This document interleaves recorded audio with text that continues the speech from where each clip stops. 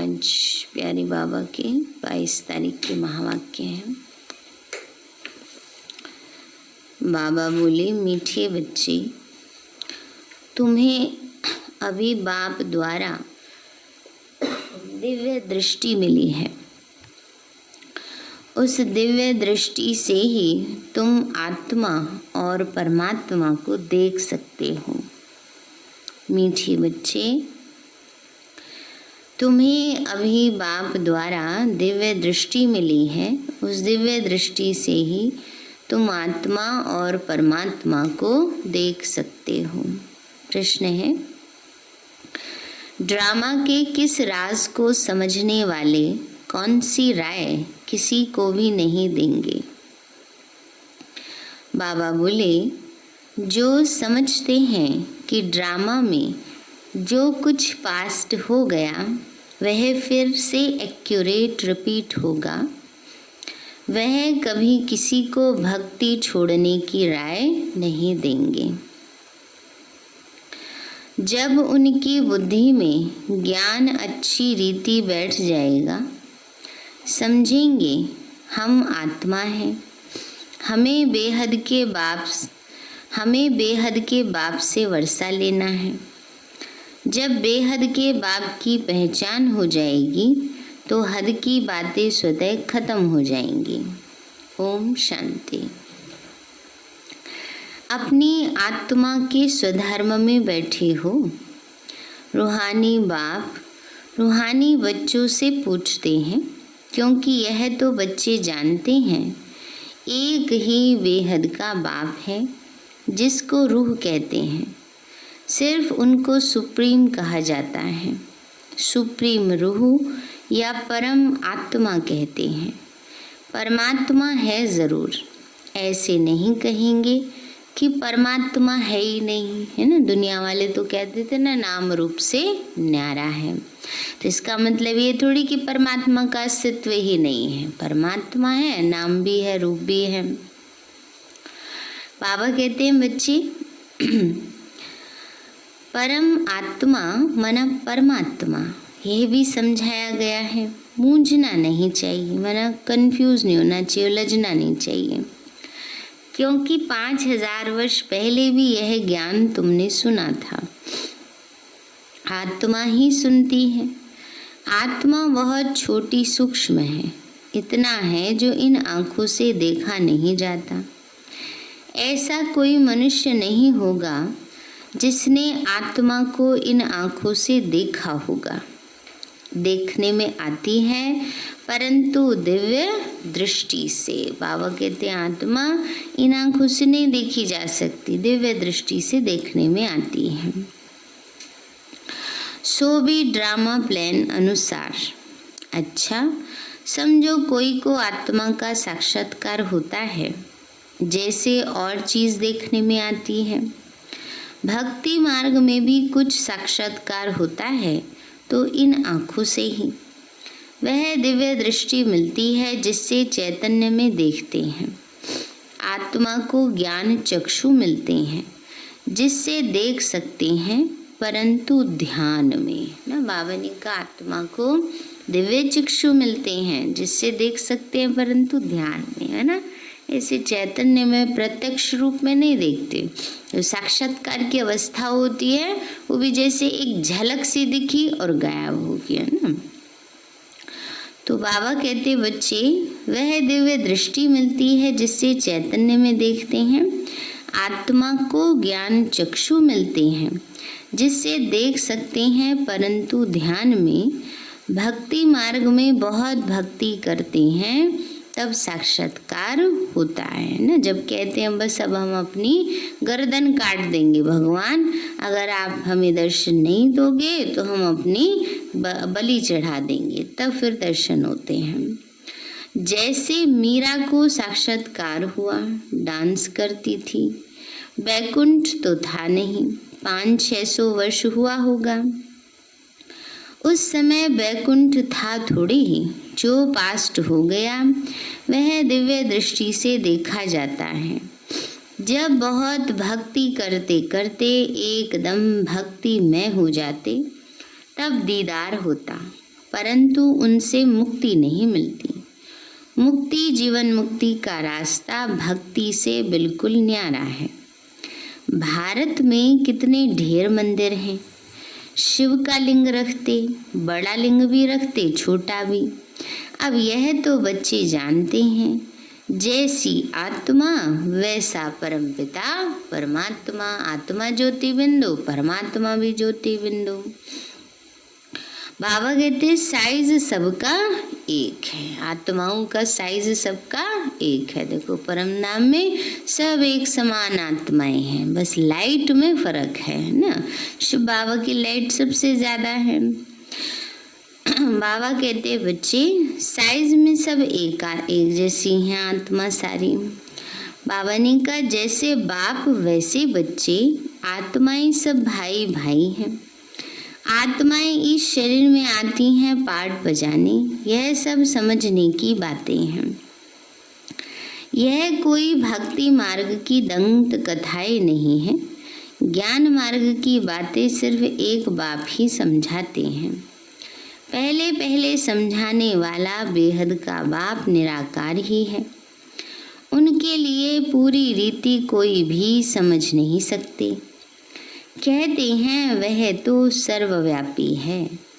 यह कोई राइट नहीं है ना। बाबा कहते दुनिया में क्या कह देते भगवान के लिए, सर्वव्यापी है। बाबा कहते बात कोई राइट तो है नहीं। बाप को पुकारते हैं, बहुत प्यार से बुलाते हैं। कहते हैं बाबा आप जब आएंगे तो आप पर हम वारी जाएंगे, मेरा तो आप, दूसरा ना कोई ना। बाबा कहते हैं भगवान से हमने भक्ति में वायदा किया था, बाबा जब आप आएंगे तो बस आपको याद करेंगे। तो जरूर उनको याद करना पड़े। वह खुद भी कहते हैं हे बच्चों, तो आत्माओं से ही बात करते हैं। इसको रूहानी नॉलेज कहा जाता है। गाया भी जाता है आत्मा परमात्मा अलग रहे बहुकाल, और सुंदर मेला कर दिया जब सदगुरु मिला दलाल। यह भी हिसाब बताया है। बहुत काल से तुम आत्माएं अलग रहती हो, जो ही फिर इस समय पर बाप के पास आई हो, फिर से अपना राजयोग सीखने। यह टीचर सर्वेंट है। टीचर हमेशा ओबीडियंट सर्वेंट होते हैं। बाबा भी कहते हैं हम तो सब बच्चों का सर्वेंट हूँ। लौकिक में माँ बाप भी क्या है, बच्चों के सर्वेंट हैं। कितनी सेवा करते हैं बच्चों की। ऐसे टीचर भी बच्चों की सेवा में उपस्थित रहते हैं।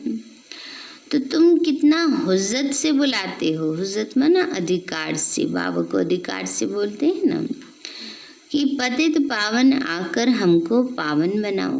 तो सब हैं भक्तियाँ। कहते हैं हे भगवान आओ, हमको फिर से पावन बनाओ। पावन दुनिया स्वर्ग को और पतित दुनिया नरक को कहा जाता है।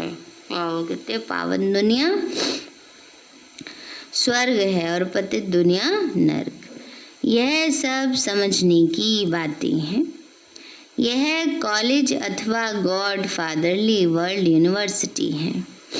इसकी एम ऑब्जेक्ट है मनुष्य से देवता बनना। बच्चे निश्चय करते हैं कि हमको यह बनना है। जिसको निश्चय ही नहीं होगा वह स्कूल में बैठेगा क्या। बाबा कहते निश्चय ही नहीं कि हमें पढ़ लिख के बनना है तो थोड़ी पढ़ने जाते हैं, छोड़ देते फिर वो पढ़ाई। तो एम ऑब्जेक्ट तो बुद्धि में है। हम बैरिस्टर व डॉक्टर बनेंगे व पढ़ेंगे ना। निश्चय नहीं होगा तो आएगा ही नहीं। तुमको निश्चय है हम मनुष्य से देवता, नर से नारायण बनते। यह सच्ची सच्ची सत्य नर से नारायण बनने की कथा है। वास्तव में ये है पढ़ाई, परंतु इनको कथा क्यों कहते हैं, क्योंकि 5000 वर्ष पहले भी सुनी थी ना। बाबा कहते हैं कि है तो पढ़ाई, पर कथा के रूप में बाबा सुनाते हैं क्योंकि पहले भी सुनी थी, पास्ट हो गई है। जो बात बीत गई उसको कथा कहा जाता है। तो पास्ट को कथा कहा जाता है। ये है नर से नारायण बनने की शिक्षा। क्योंकि 5000 वर्ष पहले भी सुनी थी, पास्ट हो गई।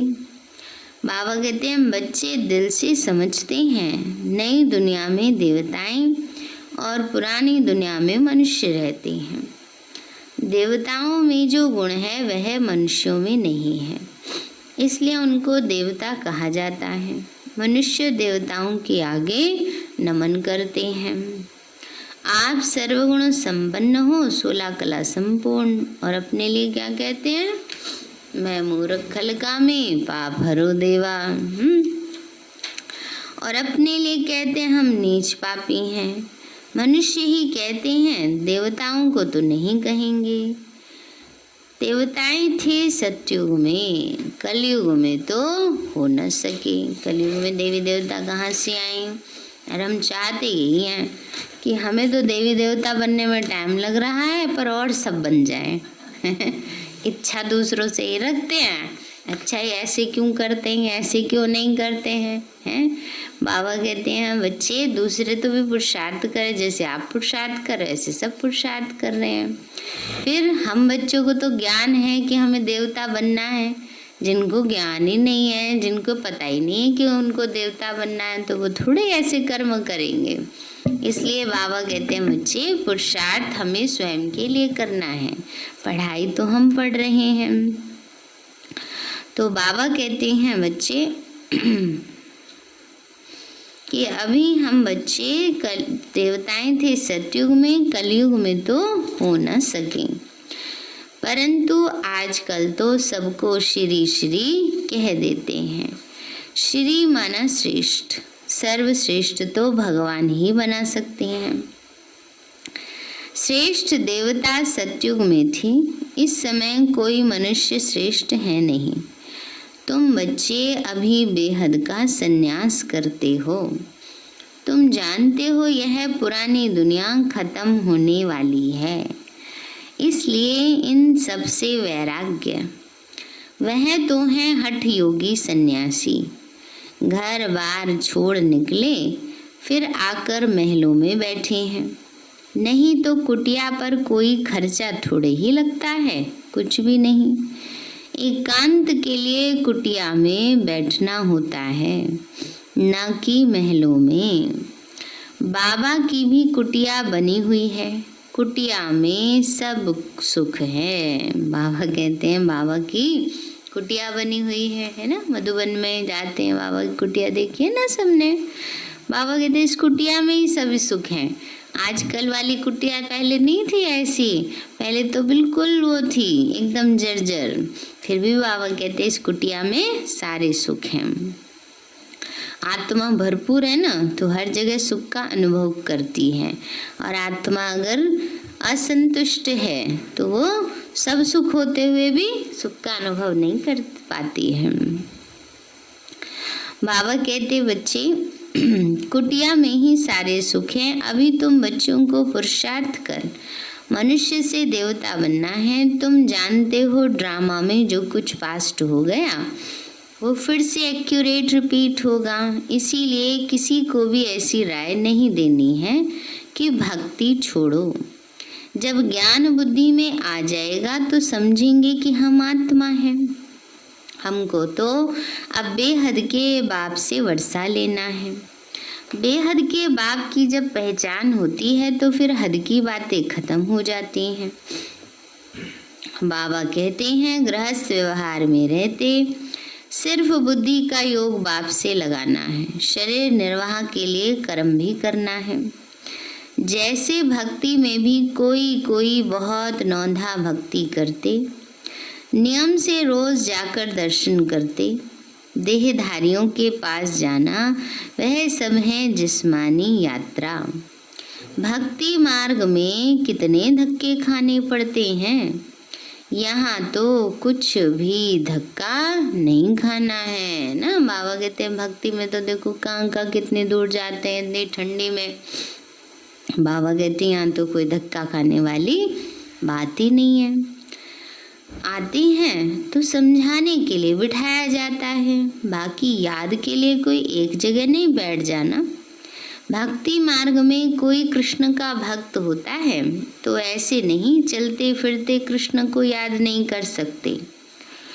इसीलिए जो पढ़े लिखे मनुष्य होते हैं कहते हैं कृष्ण का चित्र घर में रखा है, फिर तुम मंदिरों में क्यों जाते हो? कृष्ण के चित्रों की पूजा तुम कहाँ भी करो। अच्छा, चित्र ना रखो, याद करते रहो। एक बार चीज देखी तो फिर वह याद रहती है, याद रह जाती है ना। कोई चीज देख के आए, मंदिर देख के आए, कोई है, कोई पार्क देख के आए, कोई घूमने फिरने वाली चीज देख के आते तो याद रहती है ना। ऐसे ही श्री कृष्ण को देख लिया, शिव बाबा को देख लिया तो बस बाबा कहते हैं बच्चे याद करते रहो चलते फिरते। बाबा कहते तुमको भी यही कहते हैं, शिव बाबा को तुम घर बैठे याद नहीं कर सकते हो। ये तो नई बात है, शिव बाबा को कोई जानते ही नहीं, नाम रूप देश काल को जानते ही नहीं, कह देते हैं सर्वव्यापी है। आत्मा को परमात्मा तो नहीं कहा जाता, आत्मा को बाप की याद आती है, परंतु बाप को जानते नहीं तो समझाना पड़े 7 रोज। फिर रेजगारी पॉइंट्स भी समझाई जाती हैं। बाप तो ज्ञान का सागर है। रेजगारी में ना छोटी छोटी बातें, मुख्य बात क्या है? अपने को आत्मा समझ बाप को याद करो, और बाकी तो छोटी छोटी बातें हैं सारी। उसको बाबा क्या कहते? रेजगारी, चिल्लर होती है ना। तो बाप है ज्ञान का सागर, कितने समय से सुनते आए हो, क्योंकि नॉलेज है ना। समझते हो हमको मनुष्य से देवता बनने की नॉलेज मिलती है। बाप कहते हैं तुमको नई नई गुह्य बातें सुनाते हैं। मुरली तुमको नहीं मिलती है तो तुम कितना चिल्लाते हो। बाबा कहते तुम बाप को याद करो। मुरली पढ़ते हो फिर भी भूल जाते हो। बाबा कहते हैं बाबा को याद करो। मुरली पढ़ते हो फिर भूल जाते हो, क्योंकि अभी तो बाबा ने हमें सब साधन दिए हैं, पहले से ही हमारे पास डेट वाली मुरली पहुंच जाती है। पहले ऐसे थोड़ी होता था। पहले तो बाबा मुरली सुनाते थे, वो टाइप होती थी, फिर पोस्ट होती थी, फिर जाके कहीं बच्चों को मिलती थी। इसलिए बाबा कह रहे हैं कि बच्चों को मुरली नहीं मिलती तो बच्चे पुकारते हैं बाबा मुरली तो भेजो, तो जैसे चिल्लाते हैं। तो बाबा कहते हैं बच्चे मुरली तो फिर पढ़ते हो फिर भूल जाते हो। पहले पहले तो यह याद करना है मैं आत्मा हूँ, इतनी छोटी सी बिंदु हूँ। आत्मा को भी जानना है। कहते हैं इनकी आत्मा निकल दूसरे में प्रवेश किया। हम आत्मा ही जन्म लेते लेते अपतित हैं, अपवित्र बने हैं। पहले तुम पवित्र गृहस्थ धर्म के थे, लक्ष्मी नारायण दोनों पवित्र थे, फिर दोनों ही अपवित्र बने। फिर दोनों पवित्र होते हैं तो क्या अपवित्र से पवित्र बने या पवित्र जन्म लिया? बाप बैठ समझाते हैं कैसे तुम पवित्र थे, फिर वाम मार्ग में जाने से अपवित्र बने हो। पुजारी को अपवित्र और पूज्य को पवित्र कहते हैं। सारे वर्ल्ड की हिस्ट्री ज्योग्राफी तुम्हारी बुद्धि में अभी आ गई है ना, सबकी बुद्धि में हिस्ट्री ज्योग्राफी सारे बाबा ने समझा दी है।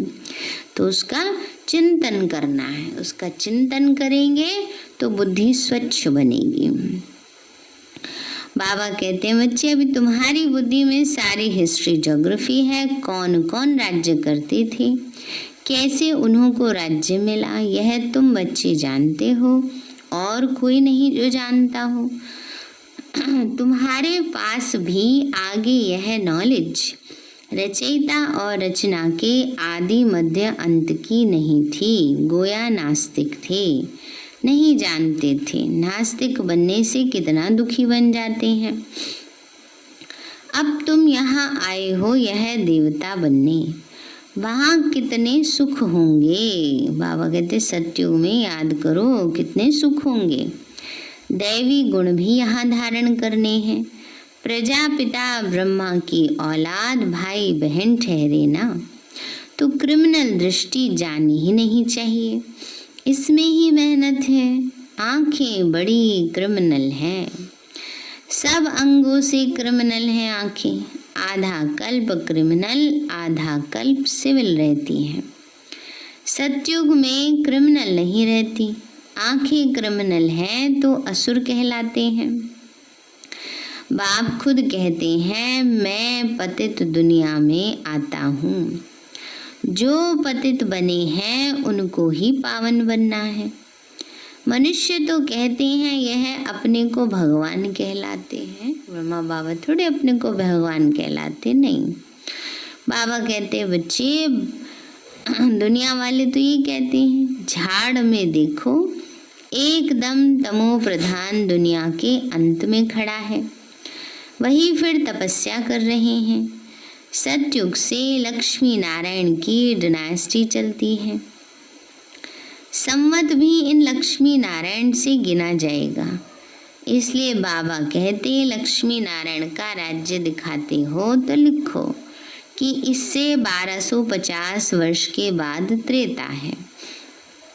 शास्त्रों में फिर लाखों वर्ष लिख दिए हैं। रात दिन का फर्क हो गया है ना। ब्रह्मा की रात आधा कल्प और ब्रह्मा का दिन आधा कल्प। ये बातें बाप ही समझाते हैं ना। ब्रह्मा की रात माना ब्राह्मणों की रात, द्वापर शुरू होता है तो सबके लिए अज्ञानता की रात छा जाती है। बाबा कहते बच्चे, बातें बाप ही समझाते हैं, फिर भी कहते मीठे बच्चे अपने को आत्मा समझो, बाप को याद करो। उनको याद करते करते तुम पावन बन जाएंगे, फिर अंतमति सो गति हो जाएगी। बाबा ऐसे नहीं कहते कि यहाँ ही बैठ जाओ, सर्विसेबल बच्चों को तो बिठाएंगे नहीं, है ना। बाबा भेजते रहते थे सबको सेवा पर ना। दादियों को कभी बाबा रहने नहीं देते थे मधुबन में, है ना, कि जाओ बच्ची सेवा पर, जाओ बच्ची सेवा पर, सबको भेजते रहते थे सेवा के लिए। सेंटर्स, म्यूजियम आदि खोलते रहते हैं, कितनों को निमंत्रण बांटते हैं।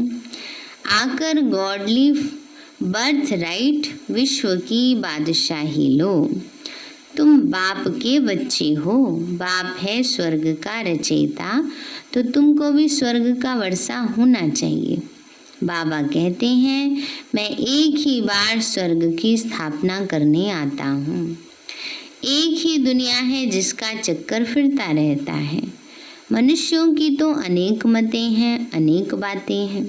मत मतांतर कितने हैं, इसको कहा जाता है अद्वैत मत, एक की मत। द्वैत माना दो की, अनेकों की।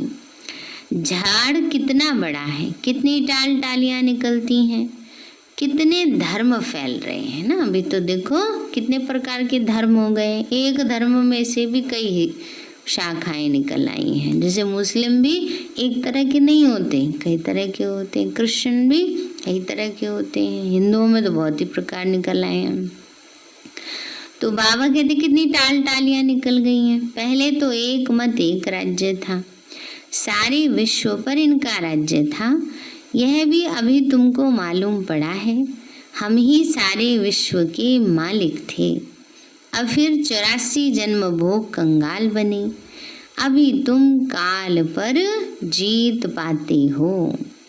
वहाँ कभी अकाले मृत्यु होती नहीं। यहाँ तो देखो बैठे बैठे अकाले मृत्यु होती रहती है। चारों ओर मौत, चारों तरफ मौत ही मौत है। वहाँ ऐसे नहीं होता पूरी एज लाइफ चलती। भारत में प्योरिटी, पीस, प्रॉस्पेरिटी थी। 150 वर्ष एवरेज आयु थी। अभी तो कितनी आयु रहती है पता ही नहीं, कुछ भरोसा ही नहीं है। छोटे पे भी चले जाते हैं, कई बहुत ज़्यादा उम्र वाले भी बैठे रहते हैं। तो इसलिए अभी तो कुछ ऐसा वही नहीं है। तो ईश्वर ने तुमको योग सिखाया है तो तुमको योगेश्वर कहते। वहाँ थोड़े ही कहेंगे इस समय तुम योगेश्वर हो, तुमको ईश्वर राजयोग सिखा रहे हैं। फिर राज राजेश्वर बनना है। अभी तुम ज्ञानेश्वर हो, फिर राज राजेश्वर अर्थात राजाओं का राजा बनेंगे। अच्छा, मीठे मीठे सिक्के लदे बच्चों प्रति माता पिता बाप दादा का याद प्यार। Good morning. रूहानी बाप की रूहानी बच्चों को नमस्ते। रूहानी हम बच्चों की रूहानी माता पिता बाप दादा को नमस्ते नमस्ते नमस्ते बाबा नमस्ते। धारणा के लिए मुख्य सार है, आँखों को सिविल बनाने की मेहनत करनी है। सिविल का अर्थ है यहाँ निर्विकारी। आँखों को सिविल बनाने की मेहनत करनी है, वरना निर्विकारी बनाने की मेहनत करनी है। बुद्धि में सदा रहे हम प्रजापिता ब्रह्मा के बच्चे, भाई बहन हैं, क्रिमिनल दृष्टि रख नहीं सकते। दूसरा, शरीर निर्वाह अर्थ कर्म करते बुद्धि का योग एक बाप से लगाना है।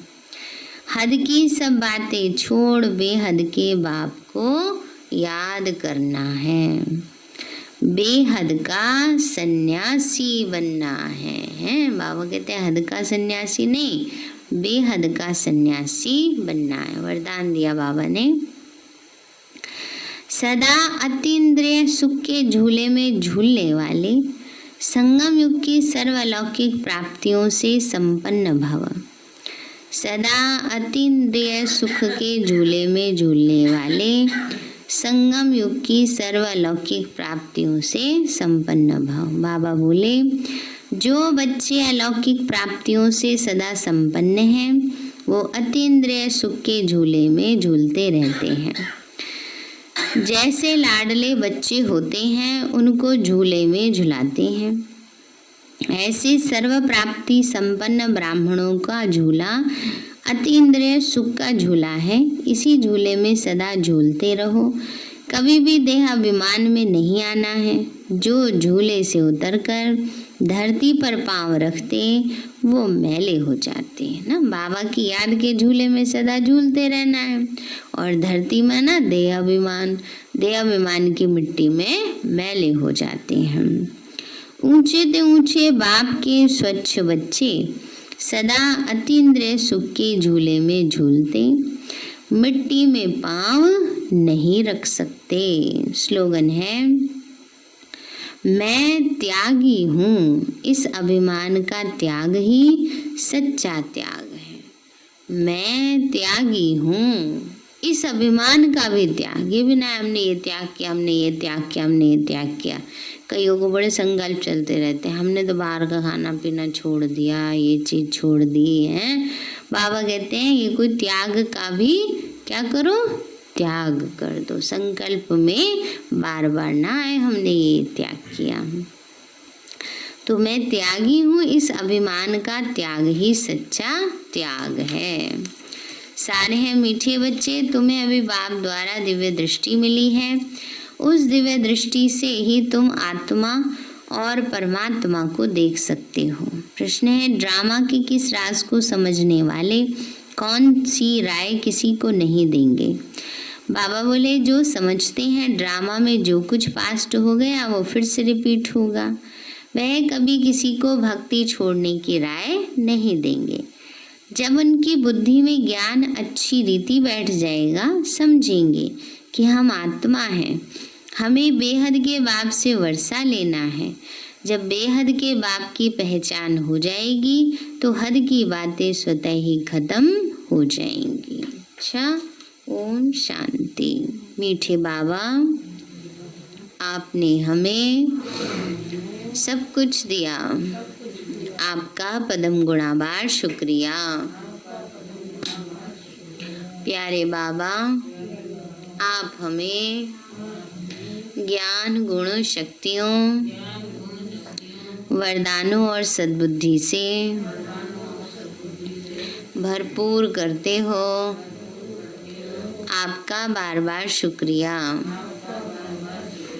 मीठे बाबा, आपने मुझे आत्मा को, इस सेवा स्थान को विश्व की सर्वात्माओं को निर्विघ्न बनाया, आपका बार बार शुक्रिया। प्रकृति के पांचों तत्वों का भी शुक्रिया, साइंस के साधनों का भी शुक्रिया, लौकिक अलौकिक परिवार का भी शुक्रिया।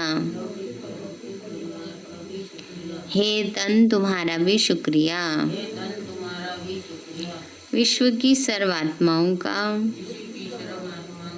और ब्रह्मांड की सारी शक्तियों का